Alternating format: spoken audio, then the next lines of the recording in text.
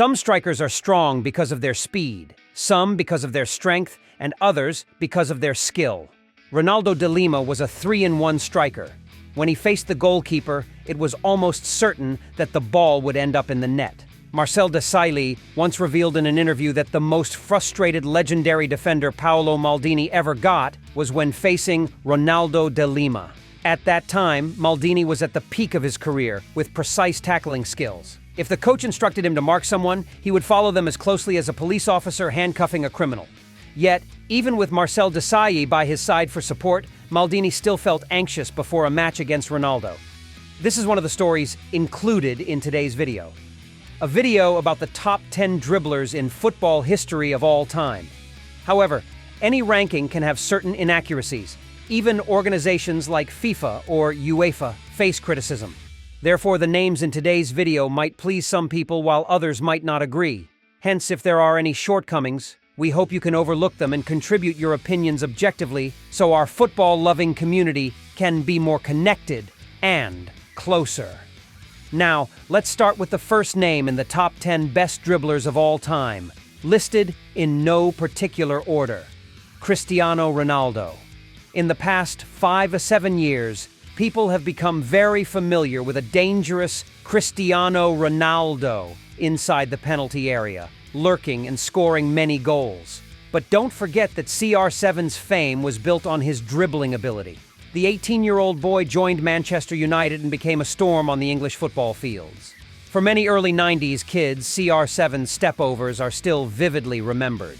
After joining Real Madrid in 2009, the wing wizard gradually became more direct with his movements into the center and explosive finishes, becoming Real Madrid's greatest scorer. At his peak, CR7 was considered an extremely versatile star. Besides his dribbling and continuous stepovers, Ronaldo's free kicks are etched in fans' memories. Additionally, the forward born in 1985 can shoot well with both feet, is unbeatable in aerial duels, and has lightning-fast speed. I believe that 9 out of 10 people playing football games like FIFA want to have Ronaldo in their lineup. The king of football, Pelé. Pelé had the perfect physique of an athlete. Solid, yet graceful. Speed, technique, and finishing ability were the qualities that made Pelé the king of this sport. Pelé had a God-given dribbling ability. Every defense facing the Brazilian football legend feared his dribbling skills. During Pelé's era, football was still in its infancy. He stood out with a wild playing style, able to dribble past entire defenses and score. This was a God-given talent for the Samba legend.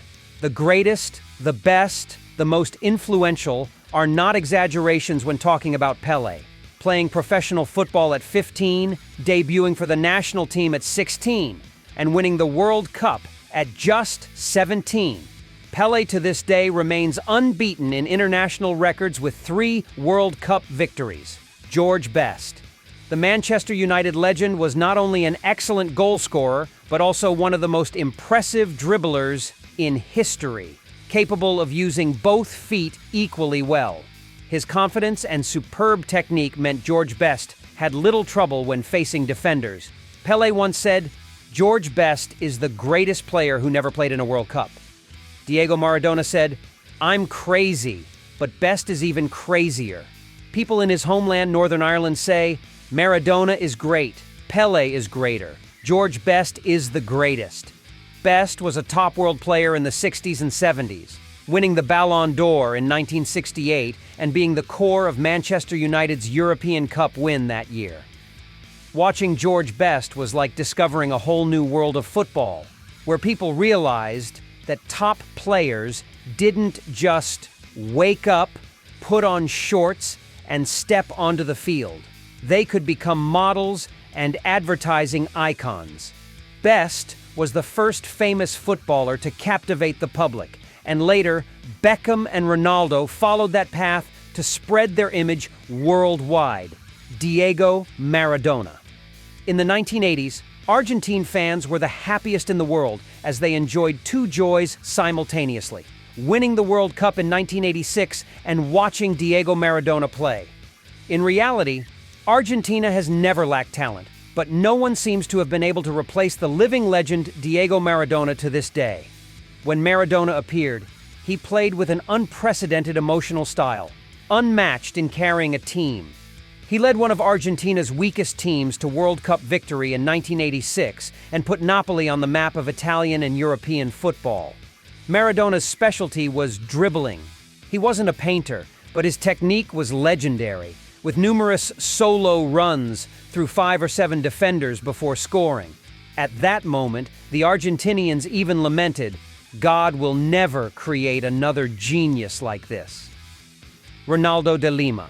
As mentioned, the Argentinians praised Diego Maradona, saying, "God will never create another genius like this." But God responded quickly. In the 1990s, Ronaldo de Lima appeared. He threw the concept of football is a team sport into the trash.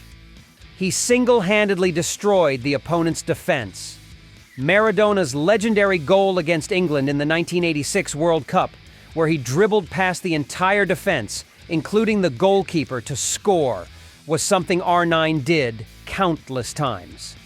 Recently, Marcel Desailly revealed in an interview that the most frustrated legendary defender Paolo Maldini ever got was when facing Ronaldo de Lima. At that time, Maldini was at the peak of his career with precise tackling skills. If the coach instructed him to mark someone, he would follow them as closely as a police officer handcuffing a criminal. Yet, even with Marcel Desailly by his side for support, Maldini still felt anxious before a match against Ronaldo. Some strikers are strong because of their speed, some because of their strength, and others because of their skill. Ronaldo was a 3-in-1 striker. When he faced the goalkeeper, it was almost certain that the ball would end up in the net. R9 not only loved dribbling, but also had the unique skill of dribbling past the goalkeeper before scoring. Johan Cruyff. In the world of football, Pelé is known as the king, Franz Beckenbauer is the Kaiser, Diego Maradona is the golden boy, and Johan Cruyff is called the saint. From an outstanding player to a great coach, Saint Johan conquered the hearts of millions of fans with his dreamy, beautiful, and effective football. Fans from the 70s and 80s still vividly remember the elegant dribbles of the slender, golden-haired player. His bursts of speed, dribbling past defenders, and neat finishes continue to inspire many later players. He also created historical moves, most famously the Cruyff turn. Garrincha. England invented football, but Brazil turned it into an art form. And when it comes to samba dancers, the iconic skill is dribbling. So, who is the best dribbler? If you answer Pelé, you're wrong. It has to be Garrincha. Even Pelé once exclaimed, "Garrincha could do everything with the ball, things others couldn't even think of." He dribbled past opponents like a magician, deceiving everyone, but Garrincha did it not to humiliate them, but simply to bring joy to the audience. Thus, after dribbling past the last defender, he would stop, wait for them to come back, and dribble past them again before scoring. Garrincha played over 600 matches for Botafogo, scoring nearly 250 goals. He also won the World Cup twice, with 2 golden boots and 1 World Cup golden ball. His legs, deformed like a birth defect, turned out to be his advantage, allowing him to dribble in ways no one else could, creating magical dances that left spectators in awe.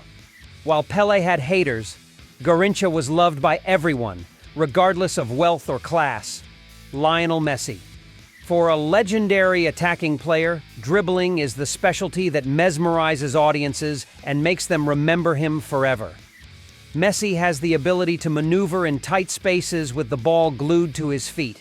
Opponents seem to know what his left foot will do, but stopping him is impossible. A slight body feint, a glance to the sides, and then a sudden burst of speed. Messi always sees through the opponent's thoughts, making decisions that completely eliminate their marking in an instant. Messi's left foot is comparable to the legendary Argentine footballer Diego Maradona.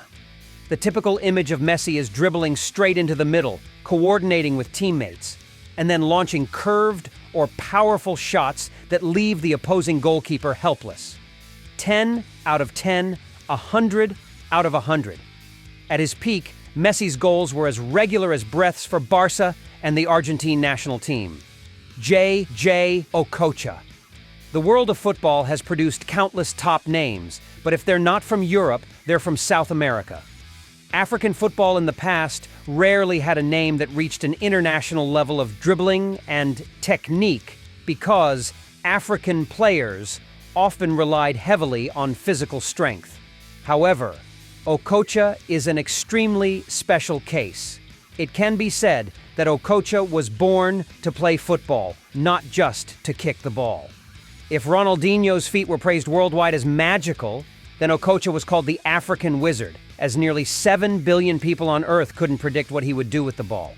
Transcendent is the most accurate word to describe Okocha's footballing ability.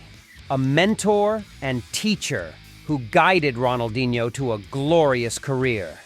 Watching Okocha dribble and score, one couldn't tell which foot he favored. Powerful shots from outside the penalty area and direct free kicks with his right foot became Okocha's trademarks. In short, the word exhilarating best describes Okocha's footballing ability. Ronaldinho. Ronaldinho possessed magical feet, capable of creating mesmerizing dribbles that enchanted viewers and earned admiration for his extraordinary talent. When Ronaldinho had the ball, it was as if the audience was watching him perform magic tricks with it. At one point, Ronaldinho captivated an entire generation. If football is considered a religion, then the Brazilian legend is an angel at its pinnacle, illuminating followers with the brilliance of his sublime play style. The samba dance among Chelsea defenders, or the goal that made Real Madrid fans stand up and applaud. Juggling, stepping over, hip shaking, heel flicks. The ball was at its most beautiful when it was with Ronaldinho. These techniques were executed flawlessly by the Brazilian player, as if he were programmed to perform these seemingly impossible feats. His legacy in football is not just goals, titles, or changing the history of Barcelona. As Xavi once said, the legacy Ronaldinho left also includes the love for the ball and the continuation of Soga Bonito, the beautiful football of Brazil. Today's generation can still admire that magical football through social media, but they will never feel the same exhilaration as witnessing Ronaldinho's live performances on the field. Besides the names mentioned, we also have other dribbling kings, such as the magician Zidane, the divine ponytail Baggio, the Black Panther Eto'o, Brazil's Zico, and Romario. There are many other magicians. If you know any more, please name them so everyone can know and discuss together. Today's video time ends here. See you all in the next videos.